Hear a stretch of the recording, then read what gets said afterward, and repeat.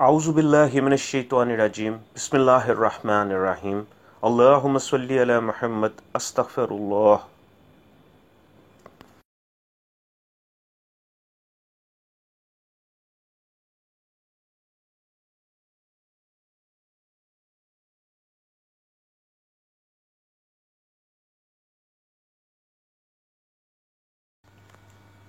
دوستو، علماء نے اپنی سرگزشت میں وظائف اس لیے بیان کیے ہیں کہ امت کے لوگ ان سے اپنی مشکلات دور کر سکیں اور اللہ اور اس کے رسول صلی اللہ علیہ وسلم کی محبت حاصل کر سکیں، اور ان تمام وظائف کے ساتھ علماء کی اجازت ہے۔ اور ویڈیو میں بتایا بھی جاتا ہے، لیکن پھر بھی لوگ بار بار وہی سوال کرتے ہیں، کیا اس وظیفے کی اجازت ہے؟ جب یہی لوگ بازار سے وظیفوں کی کتاب لا کر اس میں سے وظیفے کرتے ہیں تو کس سے اجازت لیتے ہیں؟ برائے مہربانی ویڈیو کو غور سے دیکھیں اور سنیں، اس میں ہر چیز بتا دی جاتی ہے۔ علماء اپنی سرگزشت میں ہمیں کائنات کے ایسے خفیہ رازوں کے بارے میں بتاتے ہیں جن کو جاننا ہر ایک کے بس کی بات نہیں ہے، اور بہت سے لوگوں کے لیے ان رازوں پر یقین کرنا مشکل ہے۔ اس کی وجہ ان کا محدود علم اور بے خبری ہے۔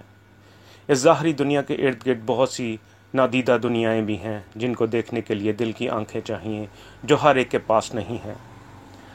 علماء فرماتے ہیں کہ مدینہ منورہ کی مسجد نبوی میں ہر وقت 40 ابدال موجود رہتے ہیں، اور میں ان سے ملاقاتیں کرتا رہتا ہوں۔ میری ان کے ساتھ محبت اور تعلق بہت پرانا ہے۔ میں کچھ ان کی سنتا ہوں اور کچھ اپنی سناتا ہوں، کچھ راز سیکھتا ہوں اور کچھ راز سکھاتا ہوں۔ علماء مزید فرماتے ہیں کہ میری حضرت خضر علیہ السلام سے اکثر ملاقات ہوتی ہے۔ ایک دفعہ وہ مجھے مسجد نبوی میں ملے تو مجھ سے فرمانے لگے کہ بتاؤ، نبی پاک صلی اللہ علیہ وسلم کے روضہ اطہر کے ارد گرد کتنی نہریں بہتی ہیں؟ میں نے پوچھا، جی آپ ہی راز بتا دیں، یہ سوال تو مجھے آپ سے کرنا چاہیے تھا۔ حضرت خضر علیہ السلام فرمانے لگے کہ میں نے آپ سے یہ سوال اس لیے کیا ہے کہ آپ یہ سوال مجھ سے کریں اور میں آپ کو بتاؤں۔ علماء کہتے ہیں، میں نے کہا جی حضرت ضرور بتائیے۔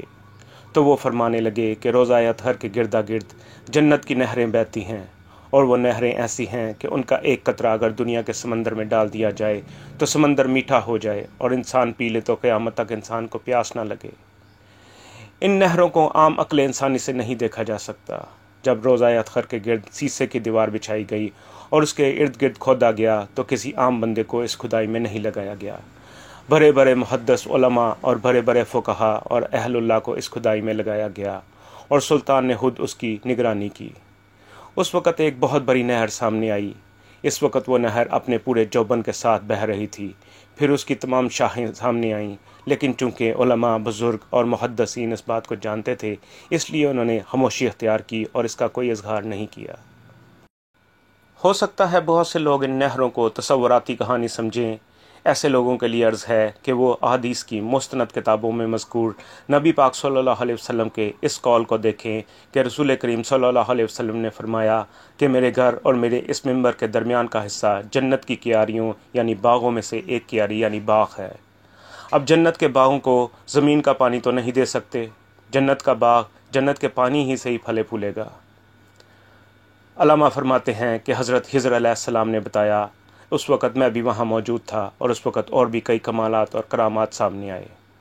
پھر حضرت خضر علیہ السلام نے فرمایا کہ روضہ اطہر کے قریب جہاں اصحاب صفہ کی جگہ ہے، اس کے ارد گرد بیٹھ کر جو شخص سورہ توبہ کی آخری دو آیات لقد جاءکم سے آخر تک ایک تسبیح روزانہ پڑھے گا تو اس کی دنیا کی کوئی بھی مشکل حل ہو جائے گی، پریشانی دور ہوگی، غم دور ہوگا، مقدمات ختم ہو جائیں گے، رزق کی بارش ہوگی، شادی کی بندشیں دور ہو جائیں گی، اولاد کی نافرمانی ختم ہو جائے گی، دشمن کا خوف ختم ہو جائے گا، حتیٰ کہ اگر کسی نے اس کے قتل کے احکامات جاری کر دیے ہیں تو وہ بھی ختم ہو جائیں گے۔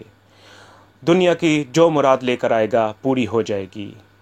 اس عمل کا طریقہ یہ ہے کہ پہلے 2 رکعت نفل صلاۃ التوبہ کی نیت سے پڑھیں اور دعا مانگیں کہ اللہ میری قبولیت میں جو گناہ آ رہے آتے ہیں ان سب گناہوں سے میں معافی مانگتا ہوں۔ صلاۃ التوبہ کے بعد اول و آخر 7 مرتبہ درود شریف کے ساتھ ایک تسبیح سورہ توبہ کی آخری 2 آیات کی پڑھیں۔ 3 دن، 5 دن، 7 دن، 11 دن یا 41 دن پڑھیں، اور توجہ سے دھیان لگا کر پڑھیں۔ صرف 100 دفعہ تسبیح نہیں پھیرنی ہے، بلکہ اپنی مشکل اور پریشانی کا تصور کرتے ہوئے ایک ایک لفظ کو دل سے ادا کرنا ہے۔ حضرت خضر علیہ السلام نے فرمایا یہ وظیفہ میں نے آج تک جس کو بتایا ہے اور جس نے بھی کیا ہے اللہ پاک نے اس کو حیرت انگیز کمال دیا ہے۔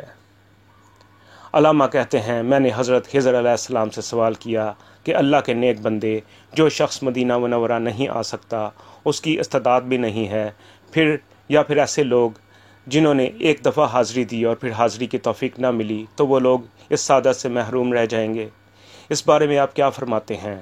تو حضرت خضر علیہ السلام فرمانے لگے لگتا ہے آپ کو امت کے لوگوں کا بڑا درد اور غم ہے۔ علامہ کہتے ہیں میں نے عرض کیا ایسے ہی سمجھیں۔ تو حضرت خضر علیہ السلام نے فرمایا ٹھیک ہے، اس کے لیے میں آپ کو ایک حل بتاتا ہوں۔ وہ لوگ جو مدینہ منورہ کی حاضری دے سکیں تو ٹھیک، ورنہ نہ آ سکیں تو اپنے گھر اور اپنی جگہ پر ہی مدینہ منورہ اور اصحاب صفہ کی اس جگہ کا تصور کر کے یہ عمل کر لیں گے تو وہ بھی اس تاثیر کو پا لیں گے۔ علامہ فرماتے ہیں کہ میں ان کی بات سے خوش ہو گیا کہ بہت اچھا حل نکالا ہے۔ علامہ فرماتے ہیں کہ میری حضرت خضر علیہ السلام سے ملاقاتیں ہوتی رہتی ہیں اور میری ہر ملاقات میں کوشش ہوتی ہے کہ ان سے کائنات کے راز، کچھ عمل، کچھ عملیات، کچھ وظائف، کچھ کیفیات ان سے حاصل کروں۔ اللہ پاک ان کو جزائے خیر دے، میرے ساتھ بہت شفقت فرماتے ہیں۔ اللہ کرے ان کی یہ مہربانیاں مجھ پر سدا بہار رہیں، آمین ثم آمین۔